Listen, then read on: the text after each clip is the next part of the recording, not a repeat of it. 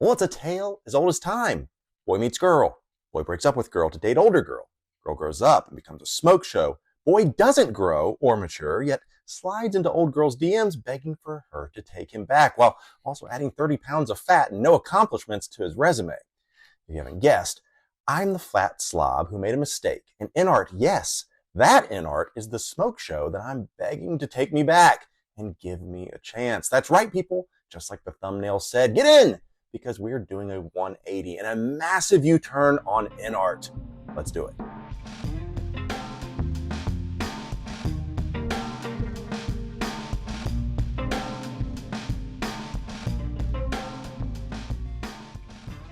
One of my favorite lines from The Office is when Michael Scott drops the infamous quote of, "It takes a big man to admit his mistake, and today, I am that big man." Yeah, I effed up. For quite a while, when INART first started out, I was one of their biggest critics. There are still videos on my channel of me criticizing them and demanding answers for very questionable choices, but they, the mature company, stayed the course. You can find live streams and Q&As of me talking with Johnny and others, bringing up some of my grievances and begging them to address them for me, and me still being upset that they weren't being addressed properly. But here we are in 2026, and I'm proudly proclaiming that as of right now, INART Collectibles is the king of 1/6 collecting. But before we get into that, if this is your first time to my channel or the first time in a long time, as you can see, the collection room looks quite a bit different than it used to, and we're still moving pieces in and out. But just like it is constantly changing, so am I. And since I've been away for so long, why don't you go ahead and subscribe if you haven't already, or double check and make sure that you are.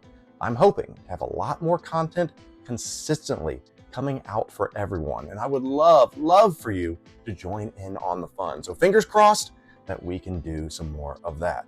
But the big topic for today, why am I making such a bold claim and reversing course of where I used to stand? Am I now an INART shill? Are they sending me free product to review?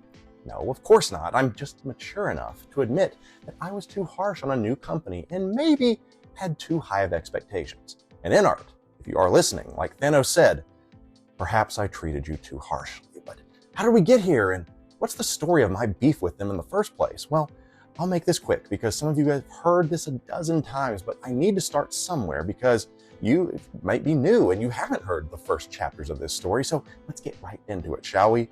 INART burst onto the scene a few years ago, proclaiming that they were going to be one of the new big players in 6-scale collecting. And at that time, the best mass-produced Heath Ledger Joker was the DX11 from Hot Toys, and it was really starting to show its age. So INART swung for the fences and made a Heath Ledger Dark Knight 2-pack that came with the jail scene diorama base, and for the first time, including rooted hair onto their new premium figure.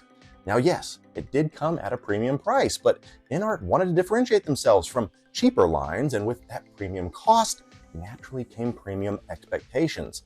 Their Joker was light years better than the Hot Toys version, but it wasn't perfect.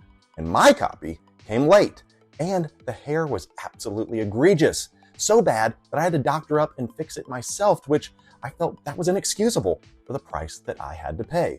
But I was then told that I needed to cut them some slack because this was their first figure and they're still working out the kinks. Fine, whatever. The next figure that I would end up ordering would be their Pattinson Batman, and boy, was that a hot topic. The delays on that figure was, as INART would later admit, completely inexcusable. But in the meantime, they put up a bunch of other figures for pre-order that I wasn't exactly interested in, but they did drop a Joaquin Phoenix Joker 4-pack, and I was back in. Whew, let's go. But months and months went by, and I still never received my Batman. More and more influencers kept getting figures, but I still sat with nothing. They put out diorama bases instead of improving on production and distribution. I have a whole video on that. And then Hot Toys decided that they were going to drop a red suit Joaquin Phoenix Joker, shattering the illusion that INART had created that there was a specific licensing deal for their higher price point. And that's why they had to make it a 4-pack and well over $1,000. So at that point, I was done. I felt that I had been lied to. I still didn't have my Batman, and I was not confident that any of my other pre-orders were going to ever come through. I canceled Paul Atreides. I canceled that Batman. I did not order Michael Jackson, one of my favorite people in all of pop culture. INART, in my eyes, was done. But then, something magical started to happen as the hands of time started to move. While I was away for almost a year, I still monitored the situation, and I saw INART truly take the reins of being a professional figure manufacturer. Shocking, I know, right? And they took steps to become the definitive 1/6 company on the market. I'd actually forgotten that my Phoenix Joker 4-pack was coming, and when it actually randomly showed up one day, I unboxed that bad boy to an unexpected experience.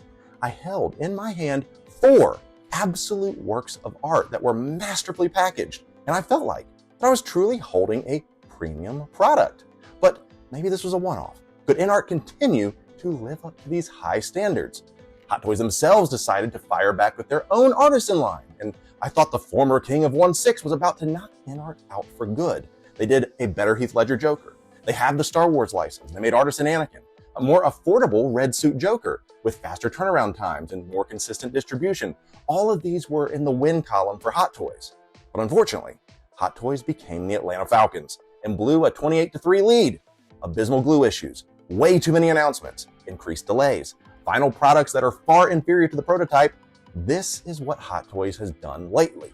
So, while Hot Toys continue to play in their own piss, I decided I was going to maybe try to give INART another chance and see if I could run down one of those elusive Michael Jackson figures that had recently been released.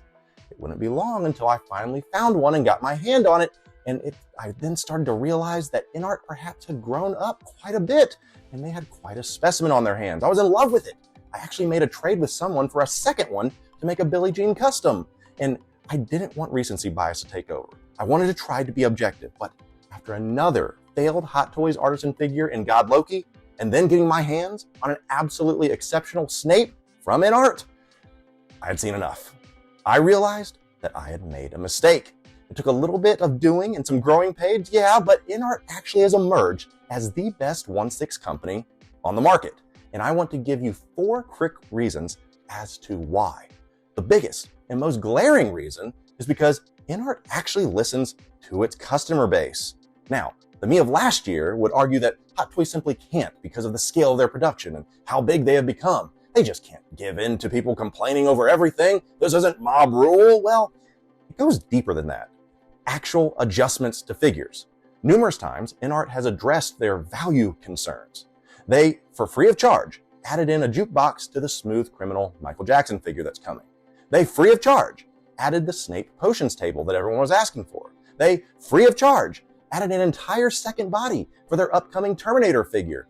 That is insane value at the benefit of the customer. And at present, Hot Toys is not offering value, but rather increasing their actual out-the-door costs while lowering the quality of the product. And in tweaks to head sculpts, bases, materials used, INART has shown that it not only hears its customers, it's actually doing something to gain more and new ones.